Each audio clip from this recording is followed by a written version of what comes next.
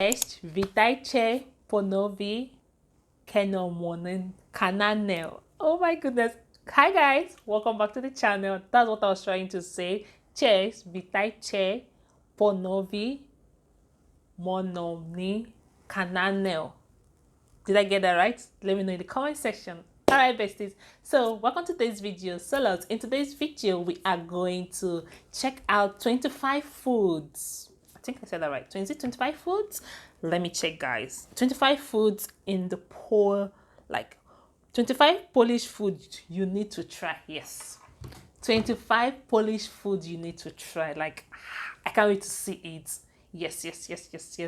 And please, if you've not subscribed to the channel, can you hit the subscribe button, like the video, share it, leave me a beautiful comment, and yeah, let's head over to this video. I know you're gonna enjoy this just as I am, because food, when it comes to food. Do you have a hankering for some sausage, cabbage, or a pastry that resembles the mountains of Central Europe? It sounds like you're in the mood for some Polish cuisine. Yummy. Here's what you should try. Cabbage grows abundantly in Poland's cool weather, Really? along with the likes of beets, carrots, and potatoes. Add to that the fact that one of their cuisine's traditional flavor combinations is sweet and sour, and it quickly becomes clear why such stuffed cabbage is such a popular and ubiquitous dish. Same goes for rolled cabbage, or gołąbki, as it's known in the Polish language. Stuffed cabbage rolls are filled with any kind of chopped meat, usually pork, mixed with rice, which is a great way to stretch a relatively small amount of meat into a meal for a whole family. The mixture is seasoned with garlic and paprika before being rolled in cooked cabbage leaves. The rolls are served in a tomato-based sauce that features both sweet and sour flavors. Nice. One potential recipe you can try uses a sprinkle of brown sugar and a spoonful of lemon juice to achieve that perfect flavor balance. Bigos is a meat-based stew with sauerkraut, potatoes, bacon, and kielbasa, a Polish sausage that we'll be discussing in more detail in a little bit. It's also one of those dishes that mirrors Poland's cultural and geographical evolution. While bigos is so closely associated with Poland that it's often been called the country's national dish, its inclusion of sauerkraut would appear to indicate a German influence. Either way, that sauerkraut, like the rice and rolled cabbage, is a great way to stretch out a small amount of meat for a hungry family or other large group.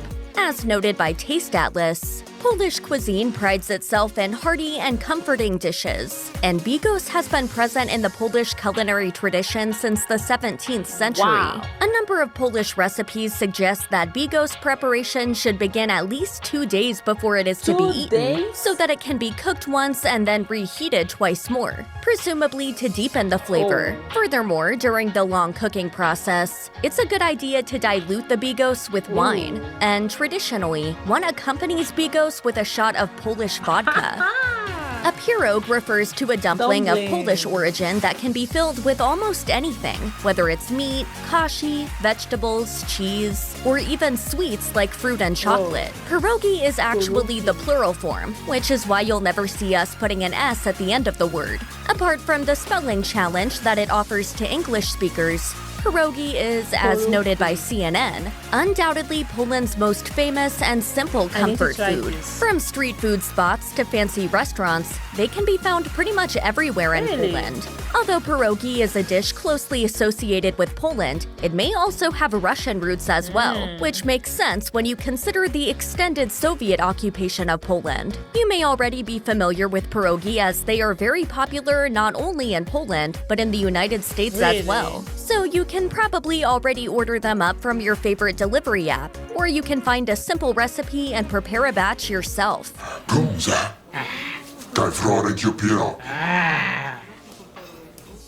If you're getting serious about your relationship with a Polish significant other and you get invited to dinner with your potential future in-laws, you'd better hope that the Polish soup czernina isn't on the menu. If you are, in fact, served czernina, you should take it as a hint that your relationship is on the road to nowhere. While there are certainly easier ways to give a suitor the slip, there are few that are quite so delicious as czernina. It's a thick, creamy soup made from duck blood that's drained straight from the duck and then placed in vinegar so as to prevent coagulation. Like stuffed cabbage rolls, chernina has a sweet and sour flavor, in this case from a combination of vinegar and dried fruits like prunes. The name Hold up a bit. Did she say duck blood?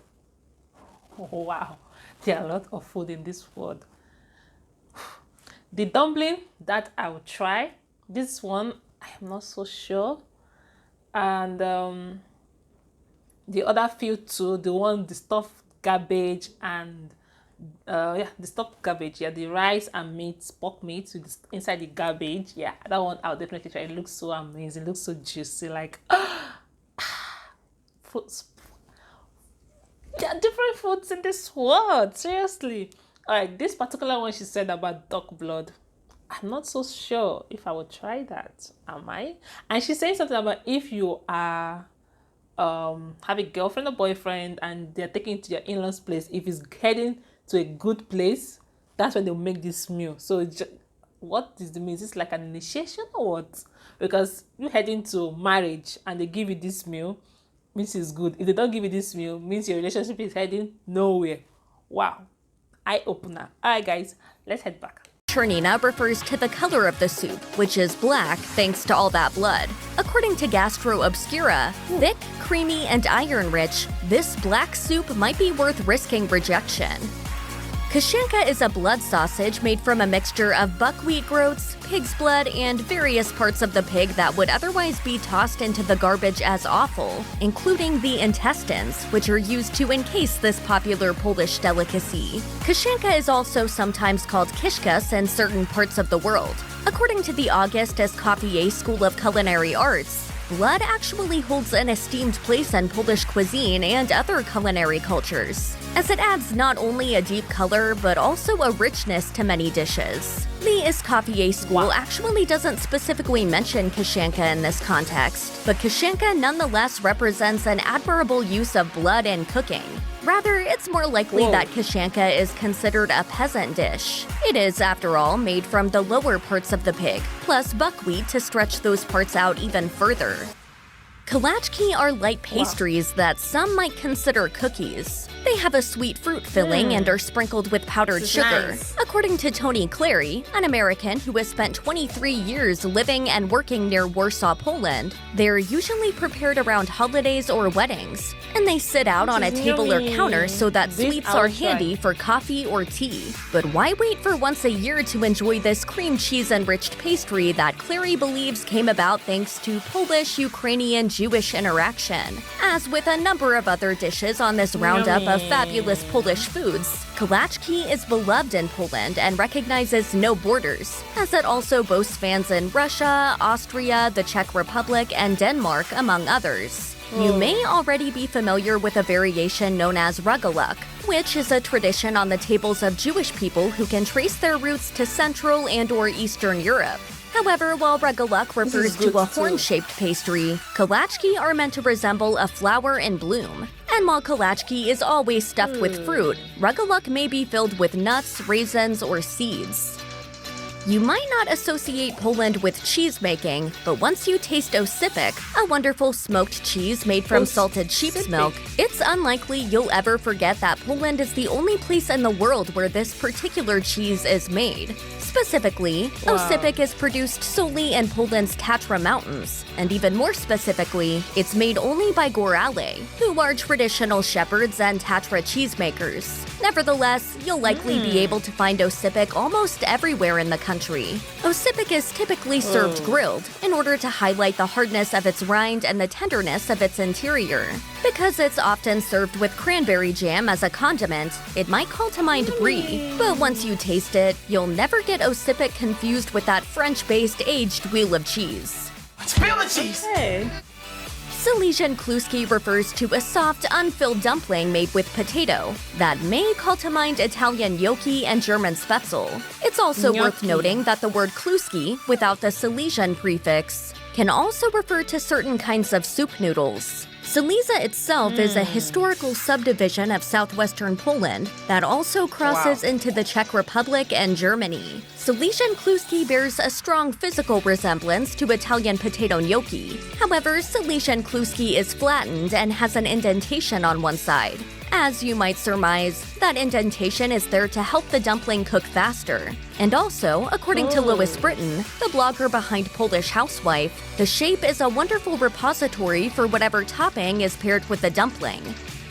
It has been said on many occasions that there is no dessert that's associated with the United States as much as apple pie. Hot dogs might run a close second, even though they're not typically a dessert, although the two have recently been working quite harmoniously together in Guy Fieri's apple pie hot dog recipe. But here's a fun fact that comes to us from Tony Clary. The Polish apple-filled pastry known as szarlotka is basically the apple pie that Americans are used to. In fact, just like apple pie, szarlotka is often served with ice cream. So when you hear szarlotka, think apple pie. And don't think of Charlotte Russe, as you might be inclined to do so considering that szarlotka certainly sounds like it would be related to that ladyfingers and custard-based trifle. Charlotte Russe is considered a French dessert despite its moniker, which is believed to be a call-out to Russian Tsar Alexander I. Meanwhile, the Polish szarlotka would probably prefer that you not associate it in any way with Russia. Another food that some consider to be Poland's national dish is schabowa. The word schabowa means chop in Polish, which makes sense when you learn that this dish is a boneless pork chop that's been pounded thin and then coated with egg, breadcrumbs, and flour before being fried to crispy perfection in hot oil. Schabowa is sometimes referred to as kotlet schabowa, and this may be for the purpose of highlighting that it's supposed to be made with a pork chop cutlet instead of an on-the-bone chop. Schabowa is traditionally served with potatoes and cabbage, although it may also be served with grated beetroot or sauerkraut. If schabowa looks somewhat familiar to you, it may be because it reminds you of schnitzel, another pounded cutlet of meat that is battered and fried. Schnitzel tends to be a bit more commonly known in the US, particularly in areas with a significant history of German immigration. As noted by the blog Tasting Poland, although Polish that pork, inside flour and this. I also know that Czech Republic and Slovakia also make that dish as well. They eat it with potato salad, like it's mostly like for Christmas that they do that, or they use fish thereabout. I have tasted that fried pork. I've tasted that before. Okay, and it's amazing, like literally amazing. We eat that with potato at the side, amazing. But I've not eaten it with sour garbage before, so maybe one day I'll try that. All right, guys, this meal she is listing out as so amazing, as so delicious with the eyes, okay, not with the taste. I've not tasted most of them, and the dumpling looks so juicy, like so good. The dessert too, she said, looks amazing. Like I was literally drilling about the food. Then the one that is a little bit weird is the black sausage that she said they use pig blood and the rest. I don't think I'll try that one. I'm not sure I'm gonna try that one. Anyway, so let's head back and see more food that I am definitely gonna try out one day. Cuisine seems to have an inclination towards time-consuming and laborious recipes. There are also some Polish foods that are both tasty and simple and fast to prepare. One such example of the latter is the traditional soup known as ogórkowa, which means cucumber soup. It is sometimes known as sour cucumber soup or Polish pickle soup, as it's made with many of the ingredients that are associated with the preparation of sour pickles, like cucumbers, garlic, bay leaves, and peppercorns. As Poland.travel noted in its roundup of the 7 meals anyone traveling to Poland should try, nothing warms up the belly like the Polish cucumber soup. It is a consistent and tasty dish with lots of ingredients, like bacon, sour pickled cucumbers, leek, carrots, celery, pepper, parsnip, and many more. Another reason for ogórkowa's popularity is that it stores well, which means it can be prepared ahead of time and heated up as needed. Thick, white, enriched with kielbasa and garnished with hard-cooked egg, Zurich is a classic Polish soup that gets its deep sour Zurich. tang from fermented rye flour. According to CNN, it's the perfect Polish comfort food, and it's considered a bit of a national treasure. That's high praise. Indeed, Really? Zurich is a winter soup favorite of Tony Clary, who was raised in the Boston area before he spent 23 years living and working in Poland. He considers Zurich to be absolutely right? delicious, and he tells Mashed that it makes for a hearty starter to cold weather meals. Clary also notes that Zurich is Wow. often mistaken for another thick white soup, known as biała borscht. However, biała borscht gets its sour tang from fermented wheat flour rather than from rye. Furthermore, as Clary describes it, Zurich is a soup that's both thick and hearty, which stands in contrast to the lighter biała borscht. Biała borscht is a tasty Polish soup typically eaten on Easter morning. It contains sausage, eggs, potatoes, and Easter other morning. ingredients Wow. that contain a significant amount of religious symbolism. Thick and white and garnished with a hard-cooked egg, biała borscht is also known as Polish white borscht and could easily be confused for our Biała previous borscht. selection of Zurich. In fact, some people will use the term Zurich and biała borscht as if they are interchangeable. However, as previously noted, Zurich gets its sour flavor from fermented rye flour, whereas biała borscht gets its sour flavor from fermented wheat flour. In addition, biała borscht has more of a spring soup feel, as opposed to a hearty consistency that's more appropriate for colder weather. And that may help explain why it is that Zurich is associated with winter holidays, whereas biała borscht is associated with Easter. No, thank you, Easter Bunny. Buck, buck. The word borscht refers to a category of soups, and there are hundreds of them, which feature well-simmered beetroot as their fundamental ingredient. The particular borscht, known as borscht czerwona, is distinguishable from other borschts by its authentic beet red color, its clean consistency, and the fact that it's almost transparent. Essentially, compared to most other borscht, borscht czerwona is more brothy than stewy, which means that the beet flavor really shines through. Although borscht czerwona can be served in a bowl, some people prefer to serve and consume it drink style, from clear glassware or mugs. It's also often adorned with dill or other fresh green herbs, and sometimes with a bit of sour cream. And for many Polish families, borscht czerwona is a long-standing Christmas Eve tradition. Maybe it'll be like the new Christmas tradition. When the topic of summer soups comes up in America, our minds tend to go immediately to brightly colored gazpachos or lightly spiced broth-based vegetable soups like minestrone or summer vegetable. What we don't tend to conjure up at this time of year is images of thick and creamy soups. But over in Poland, one of the most popular and classic summer Different soups is a soups, creamy guys. type of borscht that's That is served cold. cold. It's commonly referred to as kladnik, although that term is also used to refer generally to any number of cold summer soups. The style of kladnik that refers specifically to creamy cold borscht starts with simmered beets. Then the resulting dark red beet broth is blended with cucumbers, radishes, and milk products, including yogurt, kefir, or sour cream. As described by Taste Atlas, Wow. the result is a refreshing, vibrant pink soup that ideally soothes the heat. Pink. Like Zurich, kladnik is also garnished with hard-cooked eggs. And like other borscht, it may also be garnished with dill, and it can occasionally also include meat. In Polish, the word kielbasa refers generically to all Polish sausage, Sausage. of which there are many, many varieties. These include Nice. biała kielbasa, which is a white uncured sausage with a strong hit of marjoram in its flavor profile, kabanosi, which is closer to a Slim Jim than what you might typically think of as sausage, and wędzona, which is a smoked pork sausage that's been cured with garlic, sugar, and salt. Different Wędzona sausages, kielbasa is different dark names. red with a shiny, wrinkly exterior. If it looks familiar to you, it's Wow. probably because it's usually the variety that's sold in American supermarkets as polska kielbasa. This type of kielbasa has a strong garlicky flavor profile and often comes in a horseshoe shape, fully cooked and ready to be eaten right out of the package.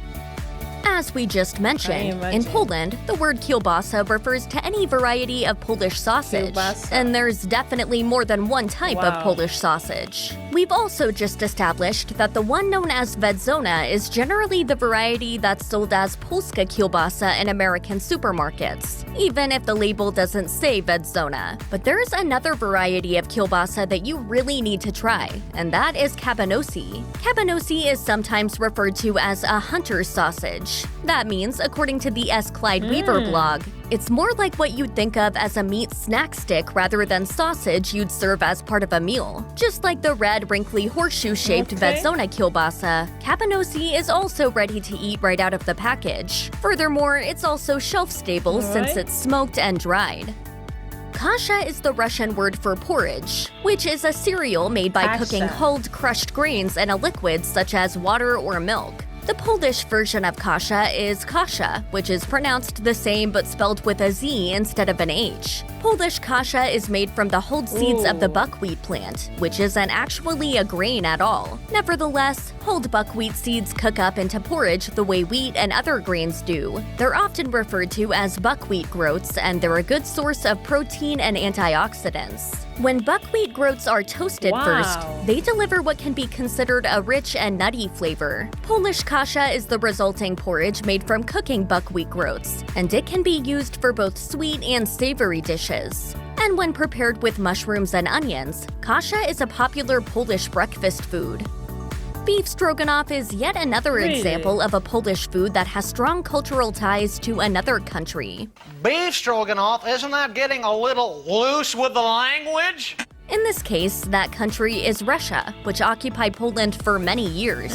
The generally accepted history of this particular dish is that a French chef in the employ of a rich St. Petersburg family created it for a cooking contest in 1891. The custom of the day was to name the prize-winning dish after his employer, who was a man by the name of Stroganov. What most people think of as beef stroganoff is essentially the dish that came out of that contest. It's comprised of thin strips of beet, apparently thin enough to be chewed by the dentally challenged Mr. Stroganov. Those strips have been slow cooked with mushrooms and onions and a thick sour cream sauce. By contrast, Polish beef stroganoff has a thinner sauce and makes use of tomatoes. And in keeping with the Polish preference for sour taste, classic Polish beef stroganoff also gets a hit of sour tang from dill pickles.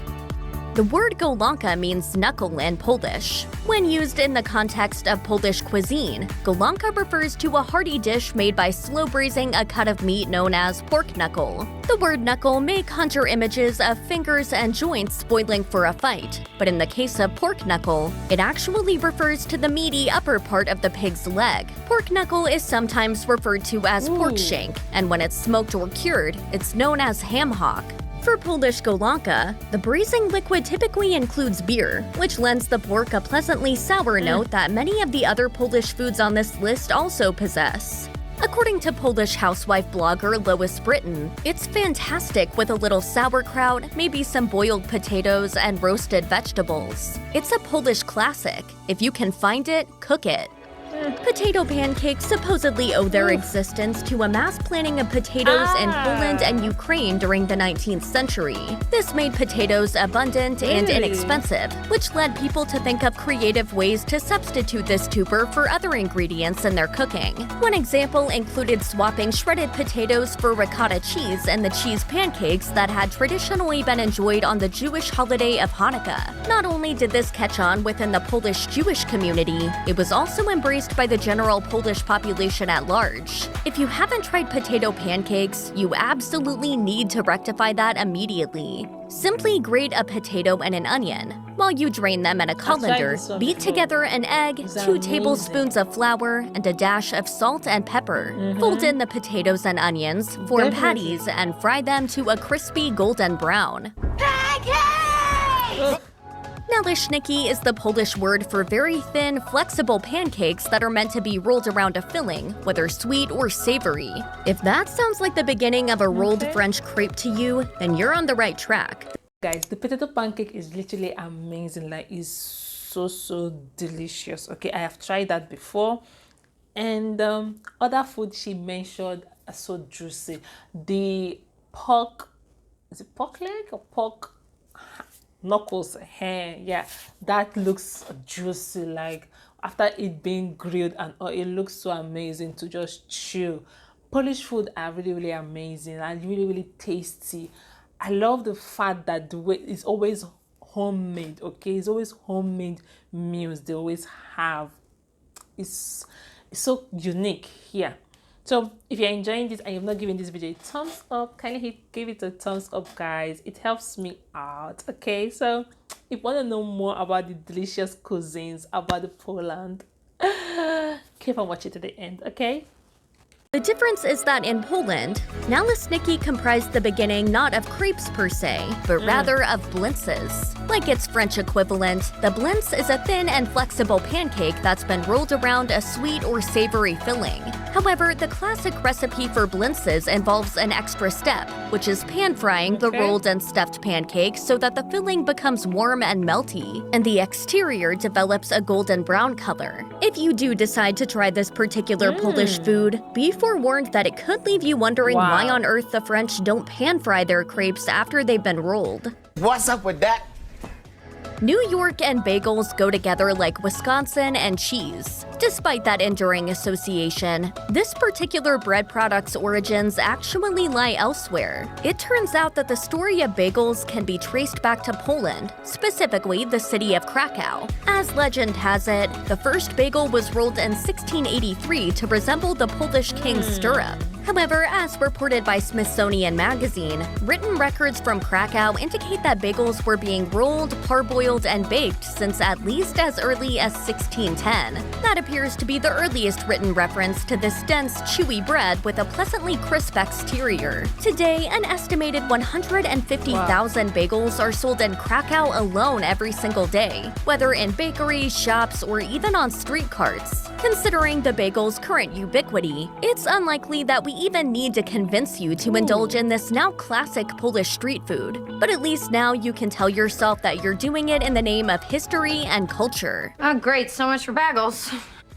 If you're a fan of eggnog, then you really need to know about the sweet and eggy Polish treat known as gogol-mogol. Nice. This dessert dates back to Poland and Russia's Jewish communities of the 1700s. It's creamy and drinkable, and its primary ingredients are egg yolks and sugar. Vanilla, cocoa, honey, and even alcoholic beverages may be added to enhance the experience. There is one primary difference between eggnog and its Central European cousin, and that is that eggnog contains milk and/or cream, whereas gogol-mogol does not. Since it avoids milk, which is a throat irritant for some people, gogol-mogol can be used not only as a delicious drinkable dessert treat, but also as a comforting remedy for a sore throat or a scratchy voice, especially when it's served warm. In fact, it's even been said that Barbra Streisand's mom gave it to her as a child in order to strengthen her vocal cords.